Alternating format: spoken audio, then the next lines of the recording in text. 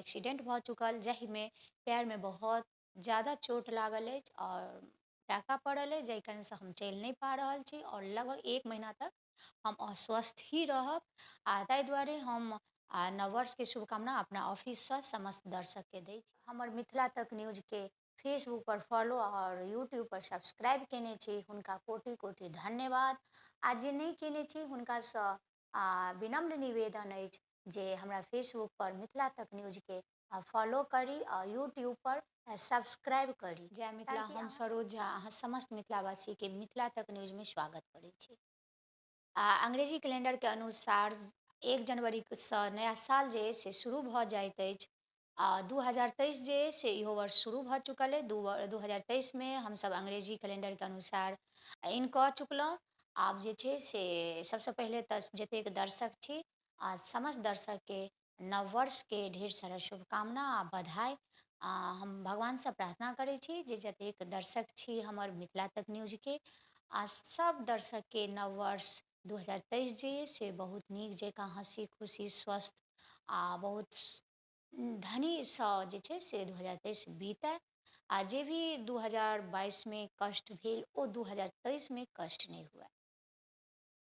हम ई वीडियो जे छै से नववर्षके दोसर जगह कतहु ऐतिहासिक जगह पर शूट कऽ कऽ अहाँ समक्ष सब दर्शक समक्ष अबितहुँ, लेकिन अहाँ सब जानिते हेबै जे हमर एक्सीडेंट भऽ चुकल जाहिमे पैरमे बहुत ज़्यादा चोट लागल अछि और टाँका पड़ल अछि, जाहि कारणसँ हम चलि नहीं पा रहल छी और लगभग 1 महीना तक हम अस्वस्थ ही रहब। ताहि दुआरे हम नववर्षके शुभकामना अपना ऑफिससँ समस्त दर्शकके दै छी।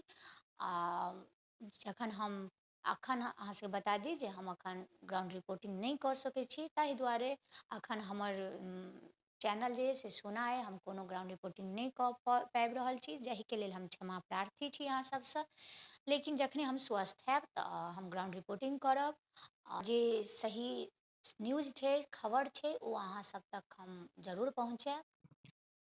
आजुक दिन हम भगवानसँ इएह प्रार्थना करब जे समस्त मिथिलावासीके समस्त मिथिला तक न्यूज़के दर्शकके 2023 जे छै से हमेशा खुशीसँ भरने रहब। जतेक खुशहाली छै जीवनमे सबटा प्रदान करब, हम एतबे भगवतीसँ प्रार्थना करब। अहाँ समस्त दर्शक जे हमर मिथिला तक न्यूज़के फेसबुक पर फॉलो और यूट्यूब पर सब्सक्राइब केने छी हुनका कोटि कोटि धन्यवाद। जे नहीं केने छी हुनकासँ विनम्र निवेदन अछि जे हमरा फेसबुक पर मिथिला तक न्यूज़के फॉलो करी और यूट्यूब पर सब्सक्राइब करी, ताकि अहाँ सबके जे छै से प्यार आ सपोर्ट हमरा भेटैत रहै, हमर उत्साह बढ़ैत रहै, ताकि जतेक सही खबर छै ओ हम अहाँ तक पहुँचाबी। सही खबर पहुँचाबैके लेल मिथिला तक न्यूज़ हमेशा तत्पर रहत। मिथिला तक न्यूज़ जे छै से निष्पक्ष और स्वच्छ पत्रकारिता करैत रहथि। इएह अहाँ सबसँ निवेदन अछि। अहाँ सबके एकटा फॉलो, सब्सक्राइब, लाइक, कमेंट्स हमरा उत्साह बढ़ाबैए, हमरा दुख जे ये से फील नहीं होबऽ दैए। अहाँ सब जतेक हमरा लाइक, कमेंट्स आ शेयर करै छी ओ दुख हम बिसरि जाइ छी। ताहि लए फिर अहाँ सबसँ विनम्र निवेदन अछि मिथिला तक न्यूज़के फॉलो, सब्सक्राइब करी और लाइक, कमेंट, शेयर जरूर करी, ताकि एक दो जगह से दोसर जगह वो खबर जाए। सब दर्शक मिथिला तक न्यूज़के प्यार करैत धन्यवाद।